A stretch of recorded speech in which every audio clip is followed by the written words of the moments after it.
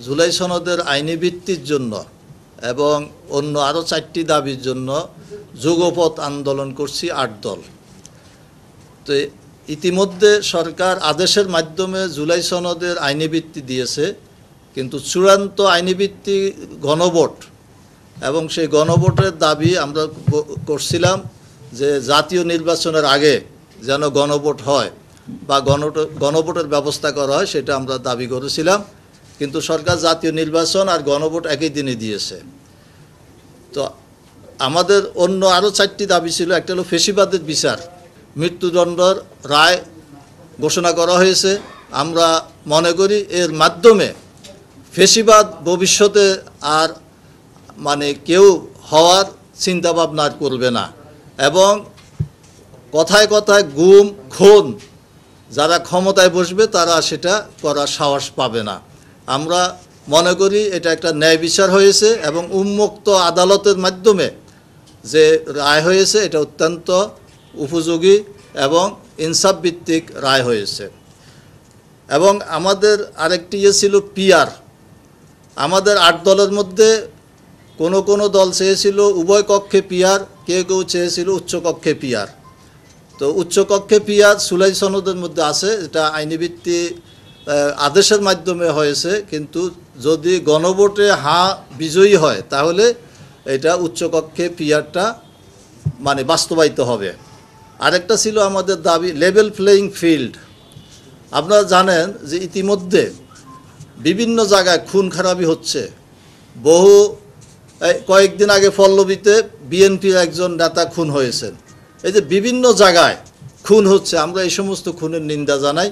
আমরা মনে করি নির্বাচন সুষ্ঠু এবং সুন্দর যদি করতে হয়, অংশগ্রহণমূলক যদি করতে হয়, তাহলে লেভেল প্লেয়িং ফিল্ড তৈরি করতে হবে। এর জন্য প্রয়োজন হইল চিহ্নিত সমস্ত সন্ত্রাসীদেরকে গ্রেফতার করতে হবে, অবৈধ অস্ত্র উদ্ধার করতে হবে, এবং বিভিন্ন জায়গায় সরকার যাদেরকে পোস্টিং দিচ্ছে সেখানে নিরপেক্ষ ব্যক্তিবর্গদেরকে ডিসি, এসপি, ইউএনও এবং ওসি নিয়োগ দেওয়ার ব্যবস্থা গ্রহণ করে লেভেল প্লেয়িং ফিল্ড ঘোষণা করতে হবে এবং সেটা বাস্তবায়ন করতে হবে।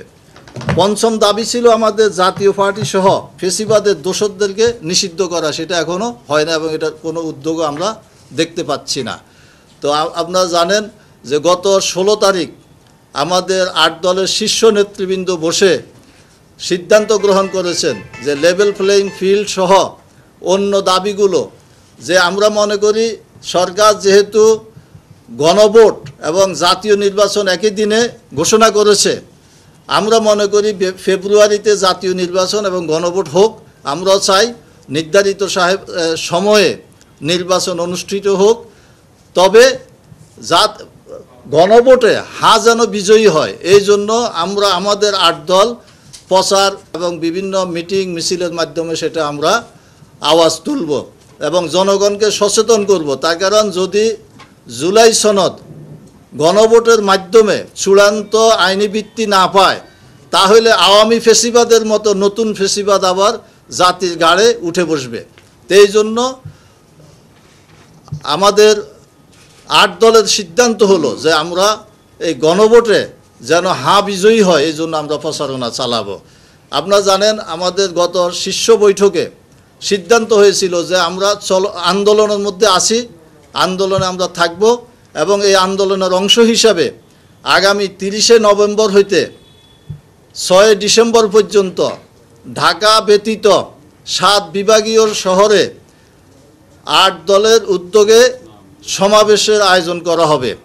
উক্ত সমাবেশে 8 দলের শীর্ষ নেতৃবৃন্দ বক্তব্য রাখবেন, জাতিকে সচেতন করবেন এবং আগামী দিনে দুর্নীতিমুক্ত এবং দখলবাজ মুক্ত সরকার যেন গঠন হয় সেই ব্যাপারে উৎসাহিত করবেন।